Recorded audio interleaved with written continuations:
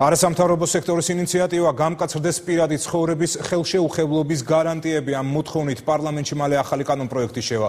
კანონმდებლობაში ცვლილებების შეტანაზე ორგანიზაცია იდენტობა მუშაობს. მიზეზი 3 დღის წინ სოციალურ ქსელში გამოქვეყნებული ვიდეო მასალაა, რომელშიც თანდართული ტექსტის მიხედვით ერთ-ერთი ჟურნალისტი ფიგურირებდა. პირადი ცხოვრების ხელშეუხებლობა საქართველოში ნაციონალური კანონმდებლობითა და საერთაშორისო კონვენციებითაა დეკლარირებული.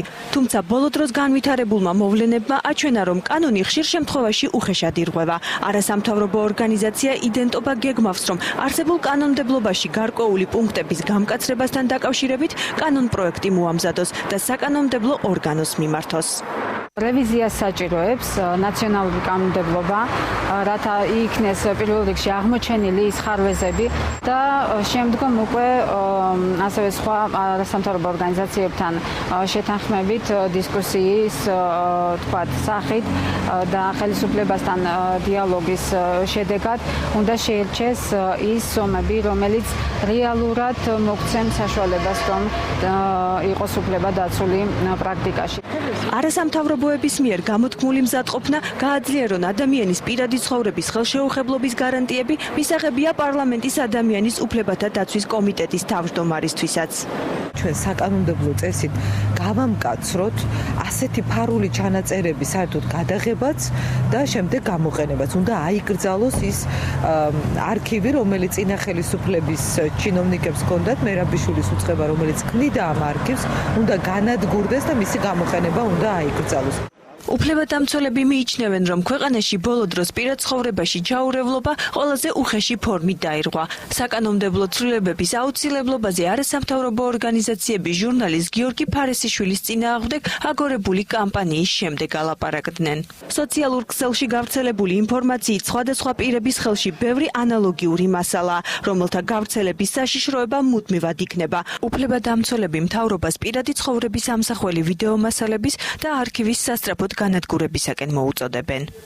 უნდა დაისაჯოს შესაბამისი პირები, უნდა ჩატარდეს შესაბამისი გამოძიება და დადგეს პასუხისმგებლობის საკითხი. არ შეიძლება ცხოვრობდეთ ისეთ გარემოში, სადაც ხშირ შემთხვევაში ხდება, რომ ადამიანები გარკვეულ ვიდეო ჩანაწერებს პირადი ცხოვრების ასახელ ფაქტებს იყენებენ გარკვეული მიზნებისთვის. ყველა ის კადრი, რომელიც გადაღებული იყო სააკაშვილის რეჟიმის პირობებში, ახალაიას და მეგის ქარდავას ხელშეწყობით და მხარდაჭერით დაუყოვნებლივ უნდა განადგურდეს. საქართველოში არასოდეს არავინ არ უნდა შეძლოს პოლიტიკური ოპონენტები. პრემიერ-მინისტრი ბიძინა ივანიშვილი არ გამორიცხავს, რომ წინა ხელისუფლების მიერ შექმნილი არქივი შეიძლება მართლაც არსებობდეს და პროცედურების დაცვით მისი განადგურების პირობას იძლევა. გვინდა სწრაფად გამანადგუროთ, მაგას აქვს თავისი პროცედურა.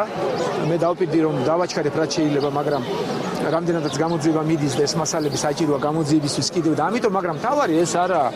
ნუ გონია თქვენ, რომ ეს ერთადერთია და ერთადერთი ასლი არსებობს დღეს პროკურატურაში. ამის გადამღებები ვინც სამსახური დატოვა და შეიცვალა თქვა. რატომ არ გაქვთ თქვა ეჭვი დიდი იმისა, რომ მათ ეს ასლები გააჩნიათ. ფარესიშვილის საქმე შინაგან საქმეთა მინისტრმა პირად კონტროლზე აიყვანა. სისხლის სამართლის საქმე საქართველოს მოქალაქეთა პირადი ან ოჯახური საიდუმლოს ხელყოფის საფუძველზე აღიძრა.